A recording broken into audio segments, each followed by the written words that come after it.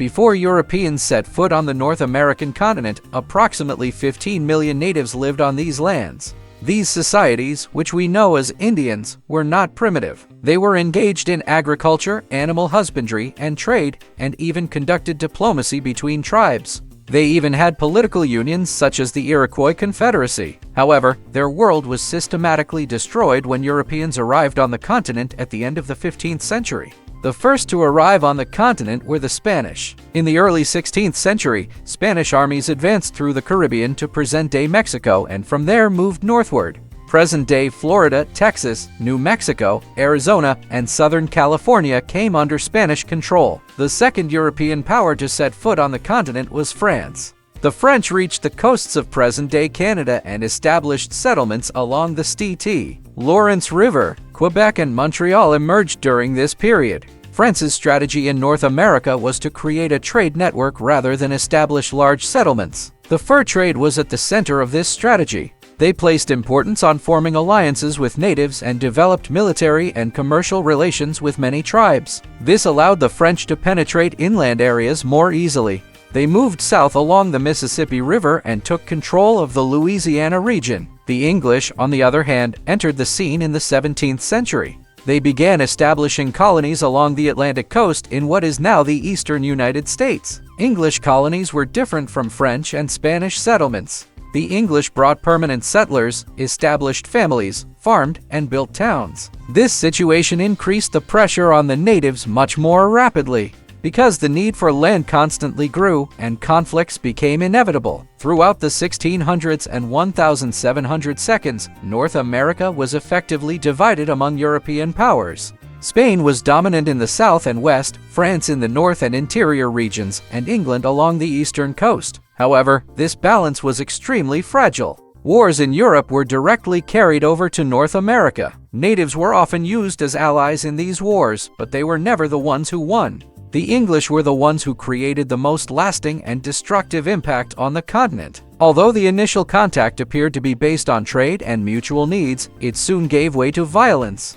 When Europeans arrived on the continent, they brought not only weapons but also germs. Diseases such as smallpox, measles, influenza, and typhus had deadly consequences for the natives, because the natives had extremely weak immunity to these diseases. Realizing this, the English deliberately spread the disease by distributing blankets infected with smallpox to native tribes. By 1600, 90% of the native population had died due to diseases. During the 17th and 18th centuries, countless conflicts occurred between Europeans and native peoples. Many native villages were raided, burned, and people were brutally massacred. In English colonies, money was paid to the public in exchange for the scalps of killed natives. In 1754, a territorial war broke out between England and France. This war constituted the North American part of the 7 Years' War fought in Europe.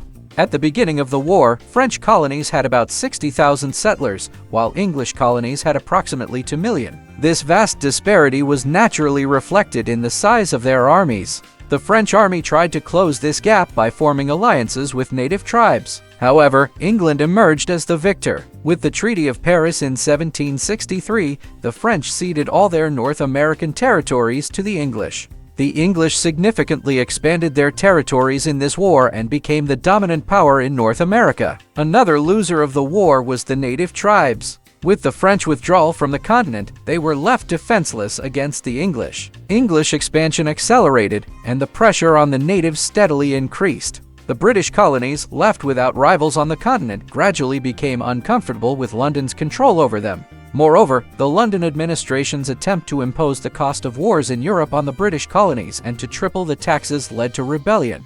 In 1776, the British colonies declared independence and established the United States of America. When London refused to recognize this independence, the American Revolutionary War began. The War of Independence ended in 1783 with the defeat of the British. Thus, the United States of America emerged on the stage of history as an independent state.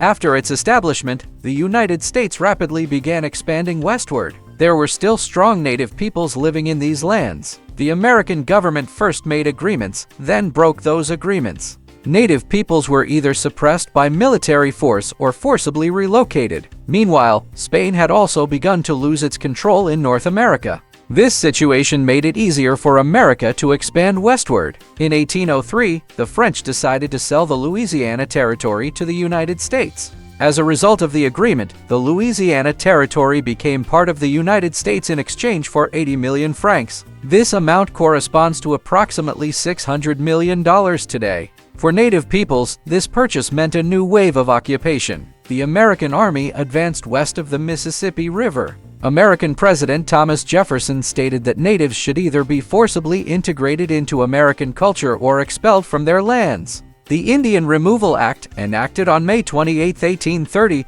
provided the legal basis for the forced removal of native peoples from fertile eastern lands. President Andrew Jackson became one of the strongest advocates of this process. Tribes such as the Cherokee, Creek, and Choctaw living in the southeast were forcibly removed from lands their ancestors had inhabited for centuries. Hundreds of thousands of natives were forced to migrate westward at gunpoint. Along the way, tens of thousands of people died due to hunger, disease, and cold. This forced migration went down in history as the Trail of Tears. By 1850, the westward expansion of both America and Canada had not stopped. Apart from them, the Russian Empire also set foot in North America and took control of present-day Alaska. However, the Russians realized that they would not be able to hold this region for long. Rather than losing the region to their main rivals, the British, they offered to sell it to the Americans. With the agreement made in 1867, the United States purchased Alaska for $7.2 million. This amount corresponds to about $140 million today. With this purchase, the territorial integrity of the present-day United States was established. After the purchase of Alaska, natives in the region were either confined to camps known as reservations or completely eliminated. Many native children were taken from their families at a very young age and sent to boarding schools. In these schools, they were raised as Americans by erasing their language, origins, and family ties. This is how the United States, presented to us as the land of freedom, was established. They defined themselves as a power that teaches the world about freedom and human rights. However, they ignored the dark reality behind their founding story. Today, the United States still avoids officially defining what was done to the natives as genocide. Such an acknowledgement would fundamentally shake the country's founding narrative. Narratives of heroism, leadership, and civilization would have to give way to the reality of forcibly taken lands and systematic violence. To prevent this, a large part of American history is still told incompletely today.